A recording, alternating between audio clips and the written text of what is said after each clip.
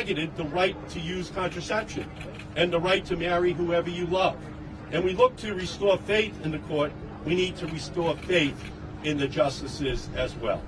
As Clarence Thomas is serving on the High Court, we've seen him make a mockery of the public trust. He has refused to recuse himself on cases about efforts to overturn the 2020 presidential election, in spite of the fact that his wife was implicated in them. Justice Thomas should resign from the Supreme Court of the United States. We have to remind him that we have a system of constitutional checks and balances, not checks for balances. That is what we must now fight to ensure happens in our country. The court has put all these rights of all Americans, but especially those of people of color, women, immigrants, and LGBTQ rural and low-income communities at risk. But when something is broken, we don't just agonize, we organize. We don't have the luxury of waiting to see if the court will issue radical partisan rulings that shift the foundations of freedom under our feet. We now know it will happen. It's only a question of when and who the court is going to target next. That's because the extremists, right wing, will not stop, but we will not stop either. So let's start with undoing the Republican thievery and adding 4 seats to the court. Congress can do it by passing the Judiciary Act, expanding the court is constitutional. Congress has done it before, and Congress must do it again now. And now we will hear from my partner in the House of Representatives, Congressman Johnson, ranking member of the House Judiciary Subcommittee on the court's intellectual property and the internet. And then we will hear from Senator Tina Smith, Congressman Adam Schiff, Congresswoman Bush, and then all of the other advocacy groups that are here today. Congressman Hank Johnson. Good afternoon, everybody. Great to see you. I want to thank Senator Markey for being my partner in this effort. And today, a 6-3 far-right supermajority on the United States Supreme Court threatens our rights, our democracy, and our planet. To restore our democracy, we must expand the United States Supreme Court, and we must do so now. Republicans captured the court against the will of most Americans. Democrats have won more votes in 7 of the last 8 presidential elections and represent 40 million more people in the Senate. Yet Republicans have appointed 15 of the last 19 justices, including by stealing seats in 2016 and 2020. The court's radical right-wing justices have spent years dismantling our democracy, inviting big corporate spending into our elections in the Citizens United case of 2010, demolishing the foundation of the Voting Rights Act in Shelby County in 2013, and allowing partisan gerrymandering in Rucho in 2019. And last year, the court stripped millions of women of their right to an abortion in the Dobbs decision. And they're just getting started, ladies and gentlemen.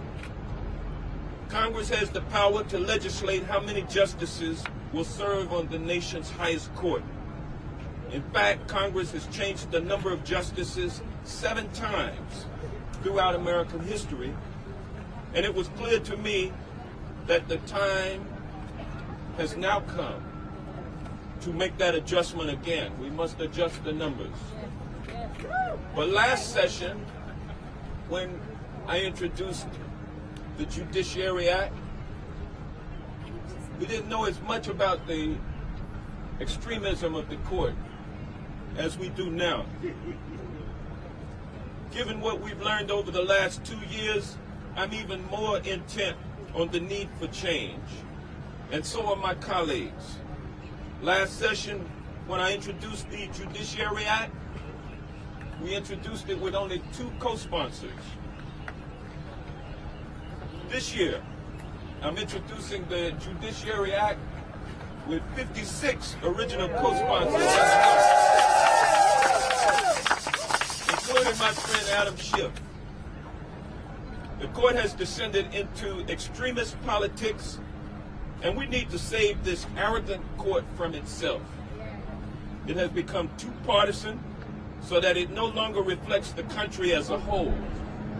Last year, half of the justices showed up at a Federalist Society dinner where the audience gave them a standing ovation for the Dobbs decision. The court has forgotten that it is accountable to all Americans, not just to the Federalist Society. Over and over, the Supreme Court is toying with our freedoms. Given their lack of restraint in cases like Shelby County, I'm afraid of what else they can do. In the run-up to the 2020 election, the court repeatedly ruled against efforts to make it easier to vote during the pandemic. By repeatedly gutting voting rights, the court is reducing the role of average voters in our elections. And not only that, the Supreme Court is also trying to whitewash history by undoing the civil rights legacy and by continuing to rule as if racism does not exist. And through it all, there is Clarence Thomas, who will erase rights for everyone except for himself. Shame. He will keep Loving versus Virginia intact while denying the right to love who and how others want to love. And he will use a wealthy donor's private jet and super yacht, but he will take away your right to vote and your right to make decisions about your health care. And this extremist court will go right along with him. If we don't act, this minority-ruled court is poised to make millions of Americans' lives dramatically worse, erasing workers' rights, repudiating reproductive justice, entrenching white supremacy, denying LGBTQ rights, and preventing us from confronting the climate catastrophe. So, ladies and gentlemen, it's now time. We must expand the court, and we must do so now. And now I yield to the illustrious gentle lady from the state of Minnesota, Ms. Tina Smith. Good afternoon, everyone. Thank you to the fierce advocacy and leadership of Senator Markey and Representative Johnson. Thanks to all of my colleagues, and thanks to the advocates that are gathered here with us today. So I'm here today because I understand that the Supreme Court is an essential foundation for our democracy, and I understand that it is broken. And when you know something is broken in a democracy, you can't just turn away. You have to figure out a way to fix it. The Supreme Court is the highest court in the land. The essential constitutional role, it has the essential constitutional role of being the final arbiter of justice and the Constitution, and to protect the rule of law.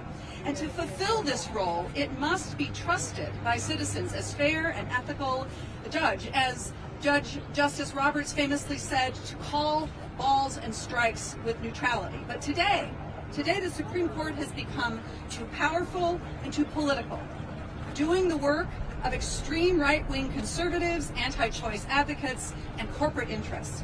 For decades, dark money groups, the Federalist Society, and Republicans have been working to politicize the Supreme Court, and now we have this 6-3 majority put there by Donald Trump that has overturned Roe versus Wade, which was the law of the land for over 40 years, to protect the rights of people to make their own decisions about their own lives without the interference of politicians. This court gutted the Voting Rights Act, taking away any accountability for states that disenfranchise their voters. And look at Citizens United, denying the power of Congress to get dark money and the flood of cash out of our politics. And now, behind us, the decision is about to be made in the Burkine case and the Indian Child Welfare Act, which threatens to undermine the basis of tribal sovereignty in this country. The court has been severely damaged by the ethical lapses of Judge Clarence Thomas, who by all accounts has failed to live up to the bare minimum of disclosing the massive gifts and financial support that he and his wife have received from a right-wing billionaire who funds the very dark money groups that have corrupted the court. Justice Clarence Thomas proved what we suspected all along, that the Supreme Court is beholden to right-wing corporate interests and billionaire megadonors. We need to reform the court, and that's why we are reintroducing the Judiciary Act today. It will restore balance to the Supreme Court by adding 4 judges. This is common sense, and it exercises the power the Constitution gives to Congress to set the number of Supreme Court justices. By expanding the court, we can restore balance to the court, repair the damage done by these extreme right-wing partisan groups that do not represent the citizens of this country, and we can protect our democracy. So today, this is a call of action. It is a call to come together, to organize, and to lift up our voices to restore the balance of power and the legitimacy of the Supreme Court of the United States. I now would like everyone to please join me in welcoming Congressman Adam Schiff.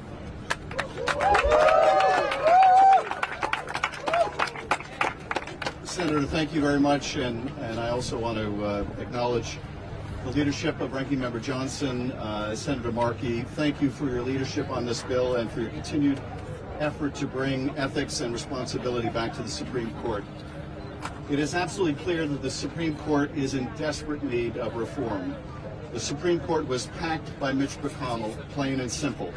McConnell refused to appoint an Obama nominee or even give that nominee a hearing and a vote on confirmation under the guise that it was too close to an election.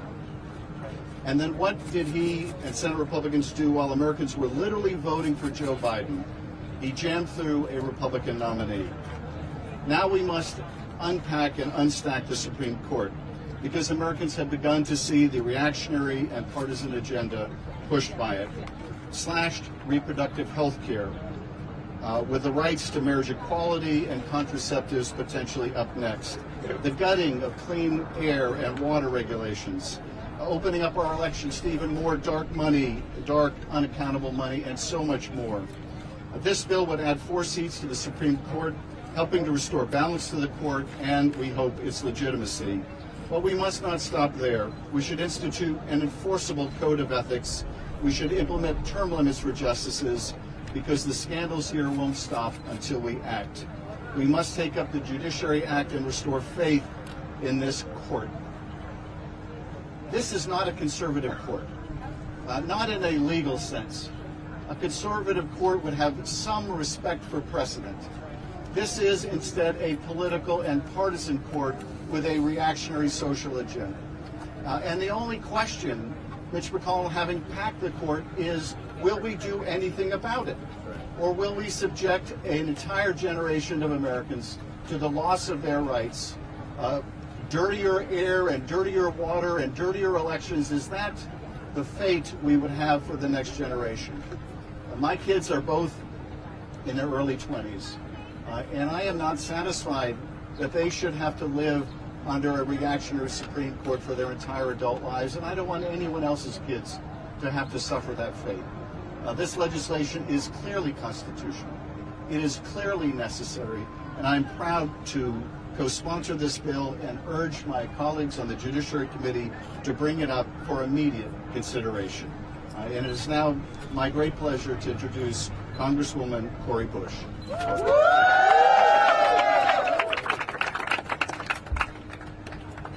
Thank you, Representative Schiff, and good afternoon, and thank you to everyone for being here.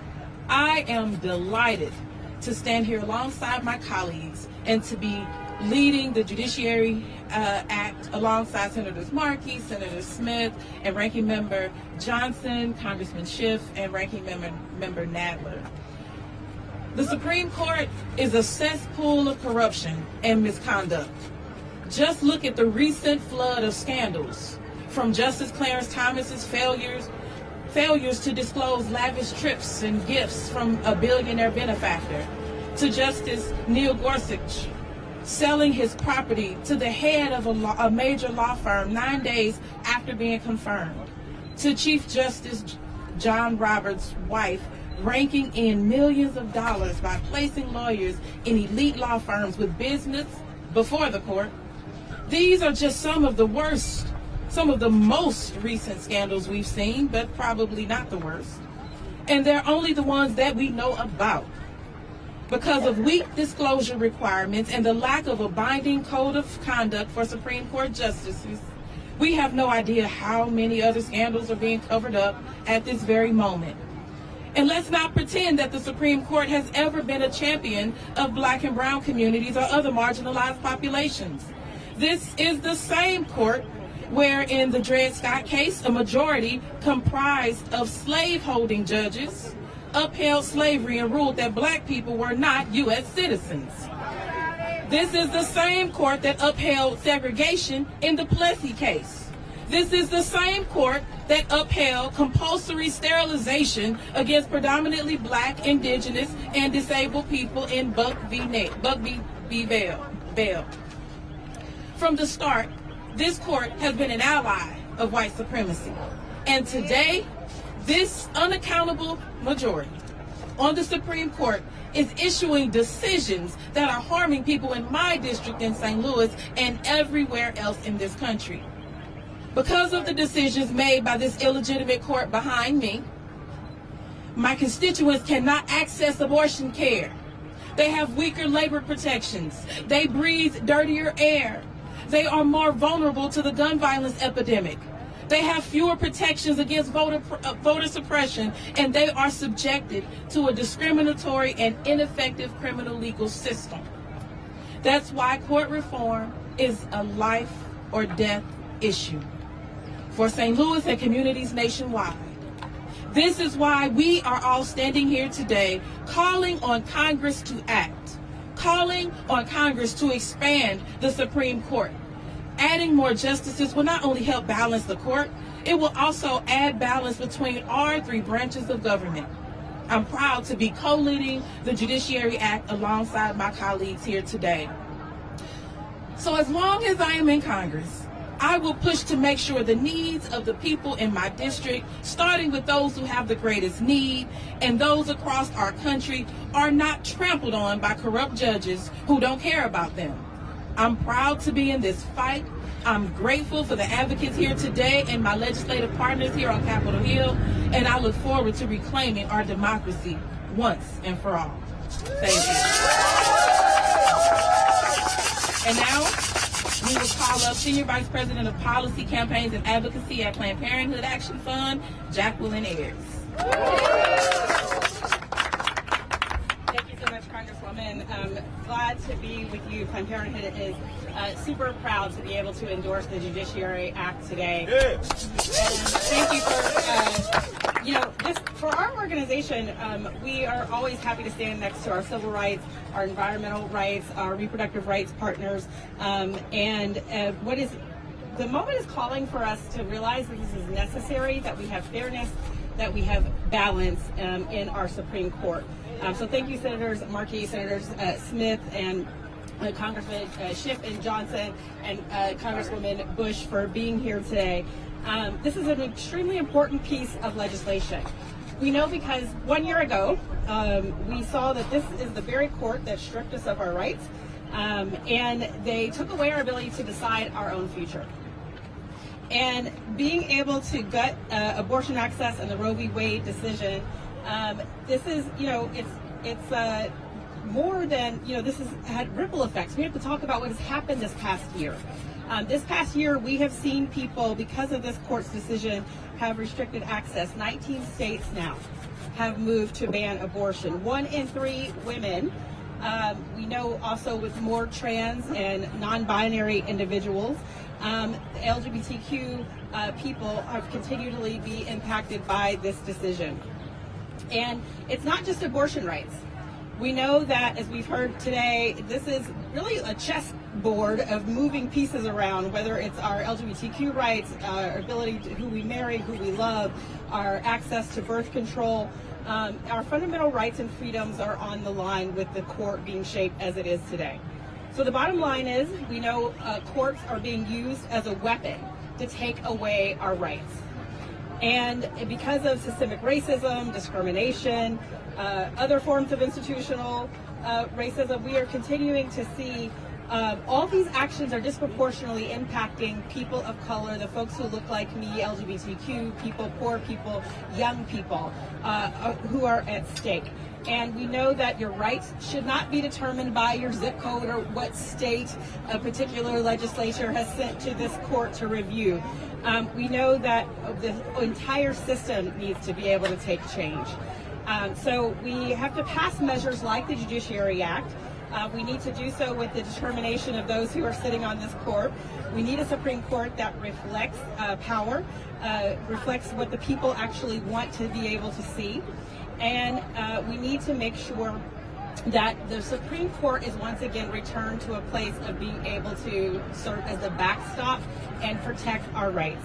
So Planned Parenthood is proud to endorse this legislation. We appreciate standing alongside our advocates, partners, and members of Congress who are shoulder to shoulder fighting on behalf of our over 2 million patients across the country. And thank you very much for fighting for a court and a system that seeks justice for all. And with that, I'm very pleased to bring up the President and CEO of NARAL Pro-Choice America, Minnie Timuraju.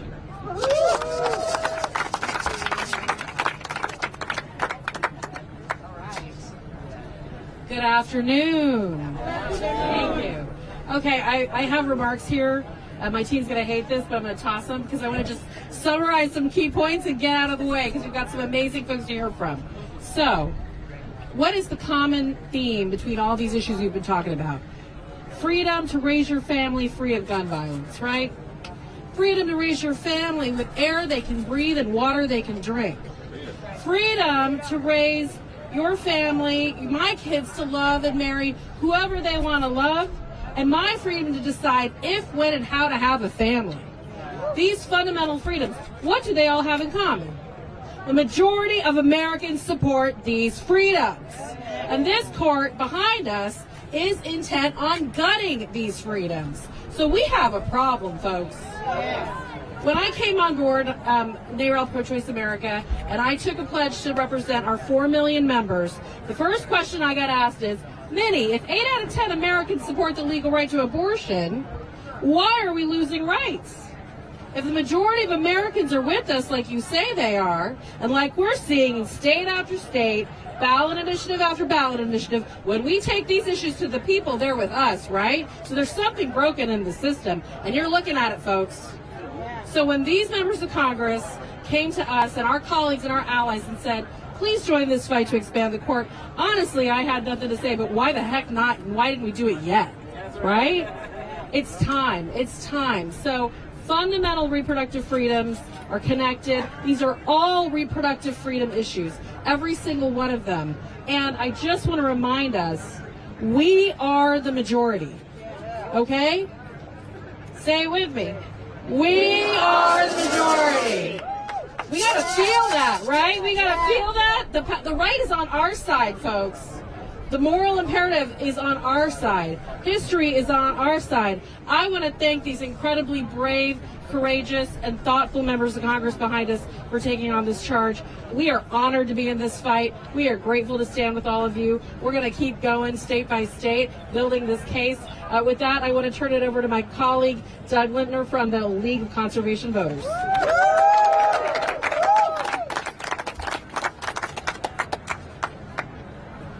Thank you, Minnie.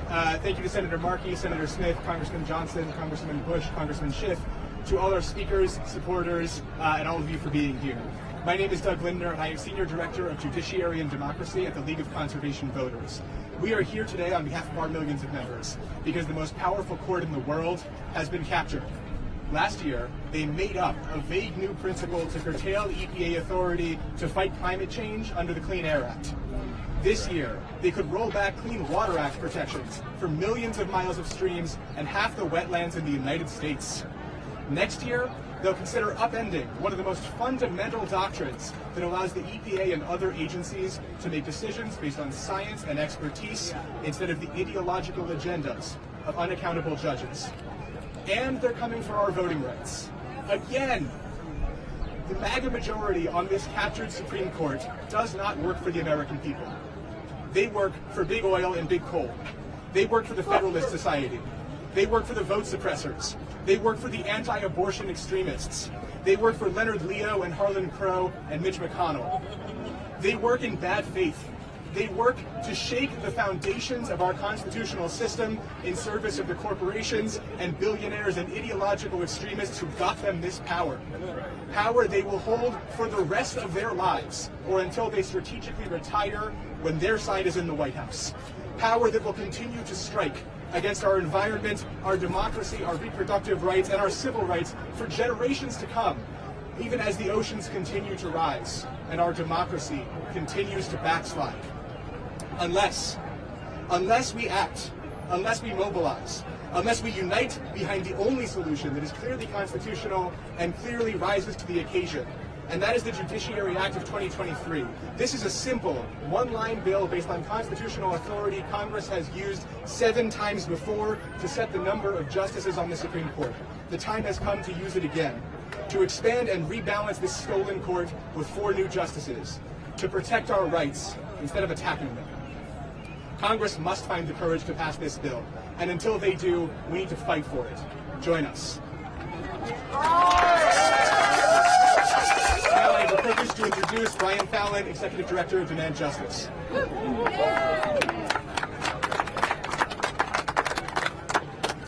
Okay, 3 quick points from me. First, on behalf of our board and staff and our 500,000 supporters nationwide that are all court reform activists, I'd like to thank Senators Markey and Smith for their leadership on this legislation on the Senate side. Thank Ranking Member Johnson and Representatives Schiff and Bush on the House side. As a result of your leadership the last couple of years, we have seen support for this measure skyrocket. 3 out of 4 Democrats say they support court expansion. A plurality of independents say they support court expansion. That's because these lawmakers standing behind me put this piece of legislation on the map, so thank you for that. Secondly, I'd like to take note of our new partners that are up here today from NARAL and Planned Parenthood. I think that this is a game changer. These are 2 organizations that when a ruling like the Dobbs ruling comes out, other lawmakers on Capitol Hill, other organizations in the progressive ecosystem look to these organizations about what to do in response. And so to have Planned Parenthood and NARAL stand here today and say part of the response to the Dobbs ruling needs to be structural reform of the Supreme Court is a game changer. I think it will have a huge ripple effect in terms of building more support. So thank you, Jacqueline. Thank you, Minnie. And then lastly, as we stand here today at the steps of the Supreme Court, right now, as we speak, there's an event with our bus tour in Sacramento, California, a 10-stop and a nationwide tour led by the Just Majority Coalition that is going around the country to make the case for exactly this piece of legislation, as well as related reforms like term limits and a code of ethics. Every lawmaker that's standing behind me has either already participated in an event in their hometown or is doing so in the weeks to come. Every organization represented here is part of that Just Majority Coalition. And so when people ask how we're going to pass this, that's how we're going to do it. We're going to be out there in the country going community to community, making the case about this broken court. And each scandal that emerges from this building puts more wind at our backs in doing so. So thank you very much.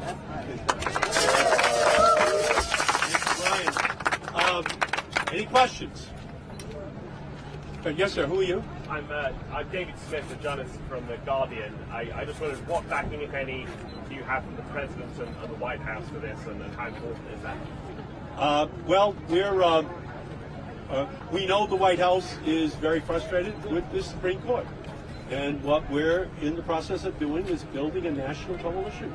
And we're not agonizing, we're organizing. And much like, I will just say this, much like the Green New Deal, much like other movements, we are going to start it by organizing, and then we're just going to move through to ensure that ultimately we're in a position to implement this legislation with votes on the floor of the House and Senate.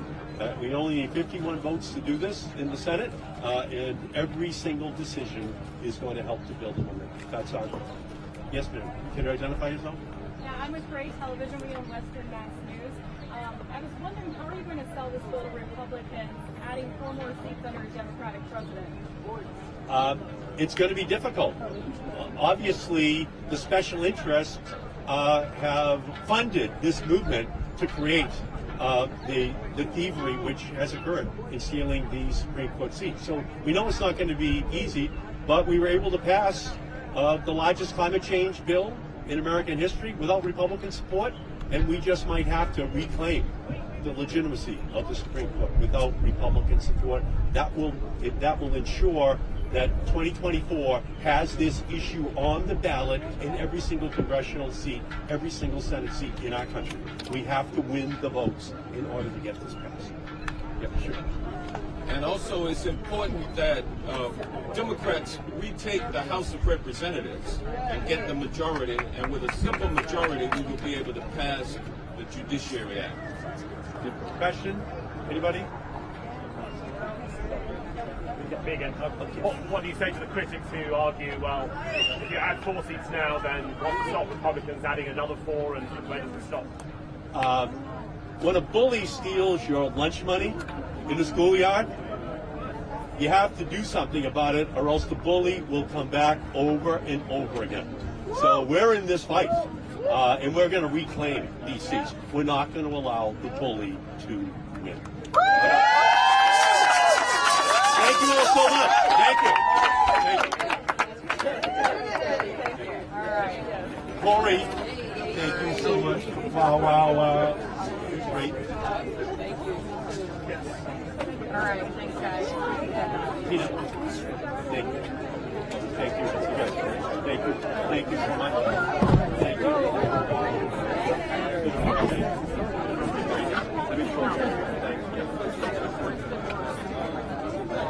You're great. Thank you. Just phenomenal. Yeah, we know it. This is what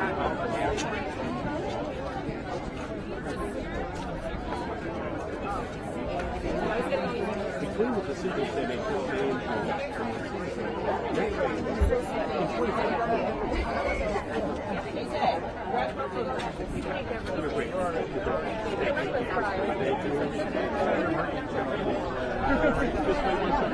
Oh,